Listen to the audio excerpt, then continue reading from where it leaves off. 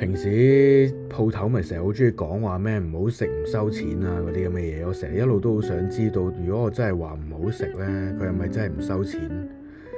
定係其實佢哋有啲應付嘅絕招嘅呢？咁我去越南咪遇到呢個大媽啦，係咁 sell 鳩佢啲椰子水啊、椰青咁樣，係咁捉住我講話啊，不好喝不收錢，不好喝不給錢。咁我見到呢個機會終於嚟，咁我梗係即刻買啦，因為佢椰青，跟住話不好喝啊，不好喝啊，咁睇佢點兜啦，屌你老母，佢竟然即刻攞支飲管過嚟話要一齊飲，跟住係咁話好喝好喝，屌啦聲，咁其實佢呢招真係無撚敵嘅，你即係佢俾盤狗屎你食咧，只要佢夠膽放入口，佢都可以話好吃。原來咁易就已經可以反 cap 到我呢招，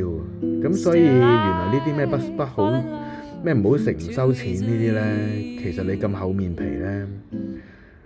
就可以解決到。咁我問我，梗係話屌佢玩到咁大，咁我梗係問佢可唔可以一齊拍片，佢話可以，咁佢仲走埋嚟話要同我一齊飲喎，